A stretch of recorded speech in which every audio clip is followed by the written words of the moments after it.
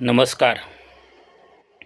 मैं राकेश गुणवंत आमनकर आप सभी का मेरे इस YouTube चैनल पर स्वागत करता हूं।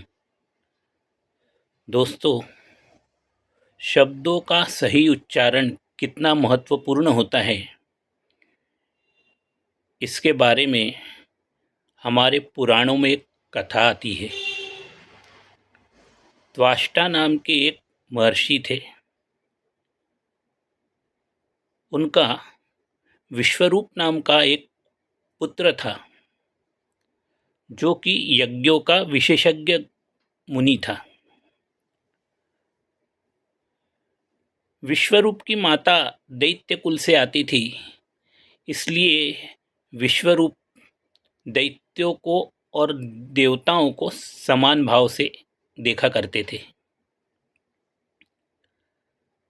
एक बार देवताओं की शक्ति बढ़ाने के उद्देश्य से देवगुरु बृहस्पति ने इंद्र से कहा कि आप एक यज्ञ का आयोजन करिए, जिसके आचार्य विश्वरूप होने चाहिए, ताकि वो यज्ञों के विशेषज्ञ मुनि हैं, तो उनके द्वारा यदि आप यज्ञ कराएंगे तो देवताओं की शक्ति में वृद्धि हो सकती है।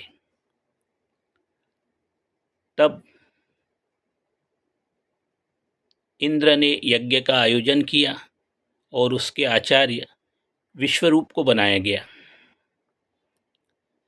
चूँकि विश्वरूप की माता दैत्य कुल से आती थी, इसलिए उस यज्ञ में विश्वरूप दैत्यों को भी भविष्य का भाग देने लगे। यह बात देवताओं को अच्छी नहीं लगी और उन्होंने विश्वरूप को समझाया कि वो ऐसा ना करे, परंतु वो ना माने और वो भविष्य का भाग दैत्यों को भी देते रहे। तब देवताओं ने शिकायत इंद्र से की। इंद्र ने उसको चेतावनी दी कि ऐसा करोगे तो कठोर दंड आपको भुगतना पड़ेगा। पर विश्वरूप फिर भी नहीं माने और चोरी छिपे यज्ञों के भविष्य का भाग दैत्यों को देते रहे। यह बात जब इंद्र को पता चली तो उन्होंने विश्वरूप का वध कर दिया। जब विश्वरूप के पिता त्वष्टा मुनि को यह बात का पता चला, तब उन्होंने निश्चय किया कि वो इंद्र की हत्या करने वाला एक पुत्र उत्पन्न करेंगे, और इसलिए वो एक यज्ञ का उन्होंने आयोजन किया। उस यज्ञ में जो आहुति दी जाने वाली थी, उसका मंत्र था इंद्र शत्रु विवर्धस्व, यानी इंद्र की हत्या करने वाला ऐसा पुत्र उत्पन्न होना चाहिए। परंतु जो वहाँ पे ऋत्विज बैठे हुए थे, जो भविष्य दे रहे थे, उनके उच्चारण में थोड़ी त्रुटि हो गई। उन्होंने इंद्र शब्द को हल्का कर दिया और शत्रु शब्द को बहुत उसके ऊपर ज़्यादा वजन दे दिया।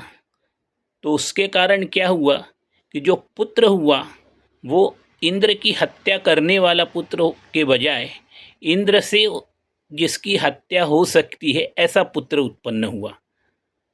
तो जरा सी मिस्टेक उच्चारण में कितना बड़ा अनर्थ ला सकती है, यह इस कथा से हमको बोध मिलता है। दोस्तों, जब हम लोग स्कूल में पढ़ते थे, तब हमको पहली से लेके 5वीं तक हमारी मैडम पाठ जो है उसका एक एक पैराग्राफ, पाठ का अध्याय का जो एक एक पैराग्राफ पढ़ने के लिए बोलती थी हर बच्चे को। और सभी बच्चे लगभग एक समान जब पढ़ने की शुरुआत करते तो धीरे धीरे जैसे ट्रेन प्लेटफॉर्म से निकलती है उस प्रकार पढ़ते, और फिर एकदम फुल स्पीड जाके जैसे ट्रेन स्टेशन पर जाकर रुकती है वैसे पैराग्राफ ख़त्म होते होते तक रुक जाते थे। तब मैडम उस लड़के को पूछती कि तुमने जो कुछ पढ़ा वो तुम्हारे समझ में आया? लड़का हाँ में जवाब देता। फिर मैडम पूरे कक्षा में बाकी के बच्चों से पूछती, क्या आप लोगों को इन्होंने जो कुछ पढ़ा वो समझ में आया? तब बच्चे कहते कि मैडम ये इतने तेज़ी से पढ़ रहे थे कि क्या शब्द बोल रहे हैं ये हमारे कुछ समझ में ही नहीं आया। तब मैडम स्वयं वो पैराग्राफ स्पष्ट शब्दों का उच्चारण करते हुए कॉमा, फुल स्टॉप, पूर्ण विराम, अर्धविराम, आश्चर्यजनक चिन्ह, प्रश्नवाचक चिन्ह और उस शब्द का जो भाव है उस भाव के अनुरूप उस अध्याय को पढ़ के हमको बताती थी कि देखो स्पष्ट उच्चारण से कैसा सभी को समझ में आता है और उसका कितना प्रभाव बनता है। इसलिए हमेशा स्पष्ट उच्चारण होना चाहिए। अब आप देखते होंगे कि पुराने ज़माने के जितने भी फिल्मी गीत हैं उन लोगों को बहुत पसंद आते हैं, आज भी पसंद आते। 50-50 साल पुराने गाने आज भी लोग सुनते हैं। उसका कारण क्या है? आप सोचते होंगे कि गाना बहुत अच्छा लिखा था गीतकार ने, संगीतकार ने बहुत अच्छा संगीत दिया था, उसकी बहुत अच्छी उन्होंने ट्यून बनाई थी, इसलिए गाना सबको अच्छा लगता है। जिस गायक ने गाया वो गाना बहुत अच्छा गाया इसलिए अच्छा लगता है। लेकिन उसका सारा जो सार है वो ये है कि जो शब्द थे वो गायकों ने इतने स्पष्ट रूप से गाए और उसके भाव के साथ गाए कि आप उसको सुनते ही उसमें डूब जाते हैं और आप उस गीत को स्वयं गुनगुना सकते हो, क्योंकि आपको शब्द सब पता चल गया, उसका भाव भी पता चल गया। तो शब्द के उच्चारण का ये एक बहुत बड़ा महत्वपूर्ण अंग है। स्वर्गीय लता मंगेशकर जी एक महान गायिका यूं ही नहीं बनी, उन्होंने संस्कृत शब्द का स्पष्ट उच्चारण करने के लिए वाराणसी से संस्कृत के विद्वान पंडितों से संस्कृत का अध्ययन किया था। उसी प्रकार हिंदी फिल्मों गीतों में उर्दू शब्द ज़्यादा होते हैं, तो उर्दू का सही उच्चारण करने के लिए उन्होंने एक उर्दू सिखाने वाले टीचर को अपने पास रखा था और लगभग 1 वर्ष तक उन्होंने उस उर्दू भाषा को सीखा। तो उस कारण लता जी के जितने भी गाने हैं उन्होंने अनेक दूसरी भाषाओं में भी गाने गाए हैं, पर उनके शब्द उच्चारण में किसी प्रकार की कहीं कोई त्रुटि नहीं मिलती।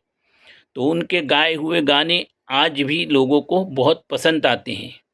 तो शब्द उच्चारण का ये एक बहुत बड़ा प्रमुख कारण है कि हमारे उच्चारण जो है वो एकदम स्पष्ट होने चाहिए और उस शब्द का जो भाव है उसके अनुरूप होने चाहिए। आपने देखा होगा कि लगभग सभी सनातन धर्मावलंबियों के घर में लोग अथर्वशीर्ष और राम रक्षा की स्तोत्र अक्सर कहते हैं, बोलते हैं। ये दोनों स्तोत्र बहुत प्रभावशाली स्तोत्र हैं।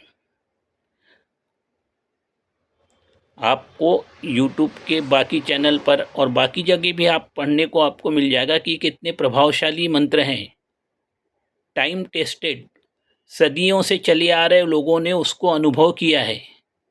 मगर हमको वो स्तोत्र बोलने के बावजूद ऐसा अनुभव नहीं मिल पाता। उसका मुख्य कारण ये है कि हम स्तोत्र के जो शब्द हैं उसका उच्चारण सही ढंग से नहीं करते। यदि आप स्तोत्र के शब्दों का उच्चारण उचित ढंग से उचित भाव के साथ करेंगे और आपका स्तोत्र लयबद्ध होगा, संगीत के समान स्वर सरिता में बहने वाला होगा, तो उसका अवश्य प्रभाव पड़ता है। यदि राम रक्षा आपको कैसे बोलनी है, अथर्वशीर्ष आपको कैसे बोलना है, ये यदि समझना हो तो आप अथर्वशीर्ष के लिए शंकर महादेवन जी का अथर्वशीर्ष अवश्य सुने और उसके साथ साथ स्वयं भी गाएं, तब आप उसी चाल में और उसी सुंदर स्पष्ट उच्चारण के साथ आप अथर्वशीर्ष का गायन कर सकते हैं।